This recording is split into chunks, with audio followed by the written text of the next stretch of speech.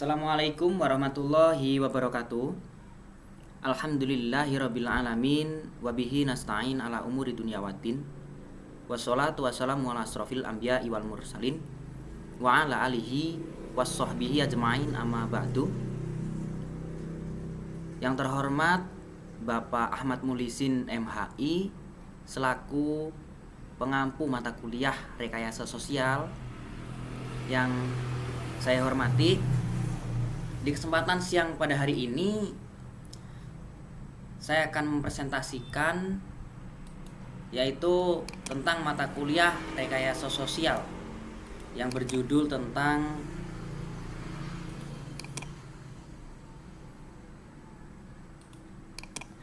desain analisis sosial dan rekayasa sosial. Mari kita ulas. Pengertian analisis sosial. Analisis sosial terdiri dari dua kata, yaitu analisis dan sosial.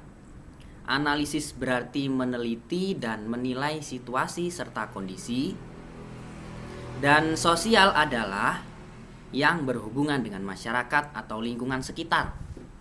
Analisis sosial merupakan usaha untuk menganalisis sesuatu keadaan atau masalah sosial secara objektif.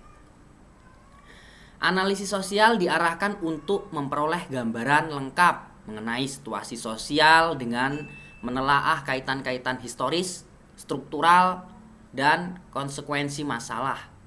Analisis sosial akan mempelajari struktur sosial, mendalami fenomena sosial, kaitan-kaitan aspek politik, ekonomi, budaya, dan agama, sehingga akan diketahui sejauh mana terjadi perubahan sosial, bagaimana institusi sosial yang menyebabkan masalah-masalah sosial, dan juga dampak sosial yang muncul akibat masalah sosial. Jadi di situ dijelaskan pengertian tentang analisis sosial itu begitu banyaknya, tentang kita harus mengetahui objek sosial, bagaimana kaitan-kaitan tentang historis pada zaman dahulunya, bagaimana strukturnya, bagaimana fenomena yang ada di masyarakat itu bagaimana. Yang selanjutnya macam-macam, yaitu menurut Anthony Giddens sosial, yaitu pertama analisis institusional, yaitu ansos, analisis sosial yang menekan pada keterampilan dan kesetaraan aktor yang perlakukan institusi sebagai sumber daya dan aturan yang diproduksi terus-menerus. Kedua, analisis perilaku strategis adalah analisis sosial yang memberikan penekanan institusi sebagai sesuatu yang diproduksi secara sosial. Itu menurut Anthony. Selanjutnya ada langkah-langkah analisis sosial. Jadi satu, memilih dan menentukan objek analisis. Yang kedua, mengumpulkan data dan informasi penunjang.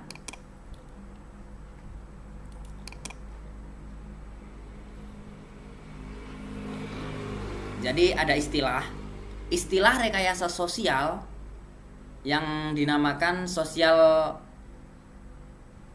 engineering seringkali dipandang negatif karena lebih banyak digunakan untuk menunjukkan perilaku yang manipulatif. Padahal secara konseptual, istilah rekayasa sosial adalah suatu konsep yang netral, yang mengandung makna upaya mendesain suatu perubahan sosial sehingga efek yang diperoleh dari perubahan tersebut dapat diarahkan dan diantisipasi. Rekayasa sosial adalah salah satu cara yang bisa dilakukan untuk menciptakan masyarakat yang bersih, kuat, disiplin, dan berbudaya. Tuh. Selanjutnya ini, ketika kita mendesain suatu program, kita harus berpikir terlebih dahulu mengenai unsur-unsur aksi sosial. Ini Philip Kotler menggambarkan unsur-unsur dan aksi sosial dalam 5S, yaitu 1. Sebab. Apa itu sebab? Upaya dan tujuan sosial yang dapat dipercayai oleh pelaku perubahan dapat memberikan jawabannya pada problem sosial. Yang kedua, S kedua, yaitu sang pelaku perubahan, yaitu organisasi yang misi utamanya memajemukkan sebab sosial.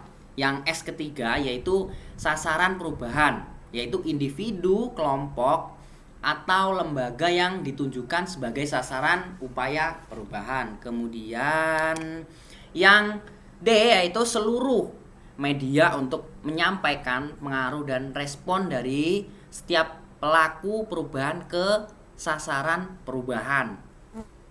Itu jadi media yang digunakan. Yang terakhir itu strategi perubahan, teknik utama yang diterapkan oleh pelaku perubahan untuk menimbulkan dampak pada sasaran perubahan. Kemudian alhamdulillahirobbilalamin, itu yang dapat saya sampaikan. Apabila ada kesalahan saya mohon maaf. Saya akhiri, ihdinas siratal mustaqim. Assalamualaikum warahmatullahi wabarakatuh.